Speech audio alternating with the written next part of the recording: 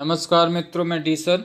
स्वागत है आप सब लोगों का मेरे अपने चैनल डी सर एकेडमी में। मित्रों देखिए, जो मैं ये वीडियो डाल रहा हूँ ये वर्ल्ड जीके है, जो कि काफ़ी इम्पोर्टेंट है। केबीसी में बहुत पूछा जाता है और साथ ही साथ सारी एग्ज़ाम, जितनी भी तरीके के एग्ज़ाम्स होती हैं उनमें भी इस तरीके के क्वेश्चन बहुत पूछे जाते हैं। तो आज मैं इसी तरीके का वीडियो आप लोगों के लेके आया हूं। तो काफ़ी इम्पोर्टेंट वीडियो है और अच्छे क्वेश्चन हैं इसमें, बहुत ही इम्पोर्टेंट हैं। तो वीडियो को पूरा देखें अंत तक, और चैनल पर पहली बार है तो चैनल को सब्सक्राइब कर लें, साथ ही बेल आइकन दबा दें। तो चलिए शुरू करते हैं। आज का पहला क्वेश्चन है, चीन ने सिविल सेवा परीक्षा कब शुरू की? 4 ऑप्शन हैं, 6 AD, 1905, 1920, 1949। मित्रों इसका जो करेक्ट आंसर होगा वो 6 AD हो जाएगा, यानी कि इसका जो करेक्ट आंसर है ऑप्शन फर्स्ट 6 AD हो जाएगा। अब इसकी कुछ मैं आपको जो है एक्सप्लेनेशन बता देता हूं, जो कि बहुत ही इंपॉर्टेंट है। योग्यता पर आधारित एक सिविल सेवा का सबसे पुराना उदाहरण चीन की इंपीरियल नौकरशाही है, जिसे किन राजवंश के रूप में बहुत पहले पता लगाया जा सकता है। हान राजवंश के दौरान कार्यालय में नियुक्तियों के लिए वरिष्ठों द्वारा सिफारिश की जियाओलियन प्रणाली स्थापित की गई थी। हान राजवंश से नियोजित सिविल सेवा भर्ती पद्धति और शैक्षणिक प्रणाली को 1905 में अग्रणी चीनी बुद्धिजीवियों के दबाव में चोबिंग डोबेर सामग्री तुजु हसी ने समाप्त कर दिया था। सुई वंश ने इस प्रणाली को अपनाया और इसे आधिकारिक भर्ती के तरीके के रूप में बहुत अधिक व्यवस्थित तरीके से लागू किया। तो मित्रों इसका ऑप्शन ए करेक्ट हो जाएगा, 6 AD। अगला क्वेश्चन कर लेते हैं, पहला खलीफा कौन था? अब आपको बताना है पहला खलीफा कौन था। ऑप्शन है सुलेमान महान, सेकंड है अबू बकर, अगला ईमान हुसैन और फोर्थ है कॉन्स्टेंटाइन। तो बताना है पहला खलीफा कौन था। तो मित्रों इसका जो करेक्ट आंसर है वो हो जाएगा ऑप्शन सेकंड अबू बकर। अगला क्वेश्चन कर लेते हैं, शिया मुसलमानों का पवित्र शहर करबला किस देश में स्थित है? ऑप्शन है ईरान, इराक, जॉर्डन या सीरिया।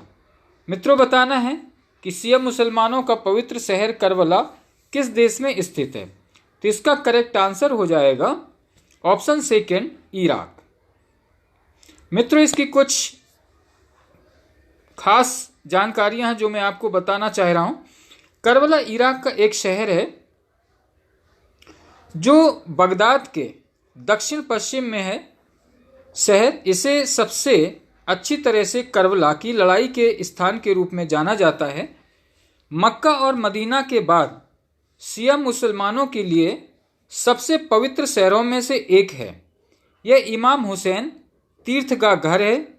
करबला हुसैन इब्न अली, जिसे इमाम हुसैन कहते हैं, की शहादत के स्थल के रूप में प्रसिद्ध है और इसे याद करने के लिए सालाना लाखों शियाओं द्वारा स्मरणोत्सव आयोजित किए जाते हैं। करबला को सभी शियाओं द्वारा पवित्र माना जाता है। तो मित्र ये एक्स्ट्रा फैक्ट थे, डीपली जानकारी, तो इसको जरूर पढ़ें आप।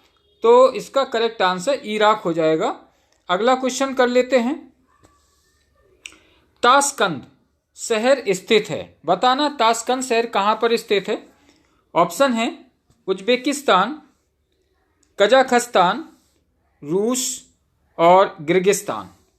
तो मित्रों इसका जो करेक्ट आंसर है वो हो जाएगा ऑप्शन फर्स्ट उज्बेकिस्तान। तो काफ़ी इम्पोर्टेंट हैं ये फैक्ट।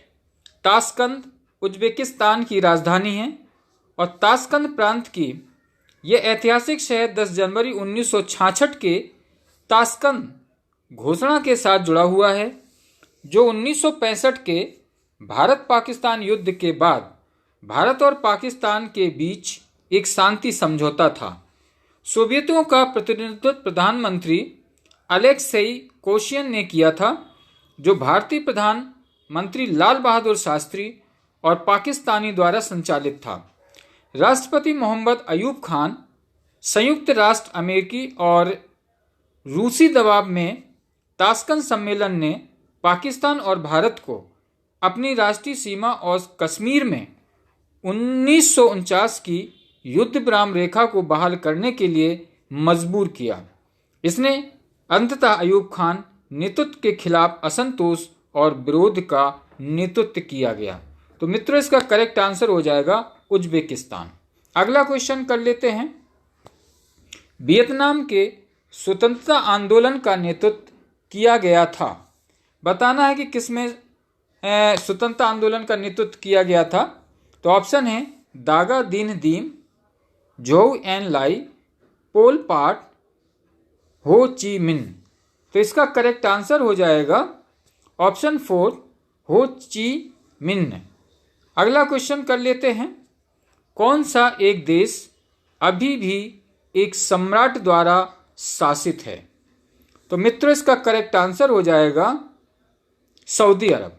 ऑप्शन है आपके अफगानिस्तान, ईरान, इराक और सऊदी अरब। तो मित्रों, जो सऊदी अरब है ये इसका करेक्ट आंसर हो जाएगा। और इसके कुछ एक्स्ट्रा फैक्ट हैं। सऊदी अरब, जिसे आधिकारिक रूप से सऊदी अरब के राज्य के रूप में जाना जाता है, एक पूर्ण राजशाही है।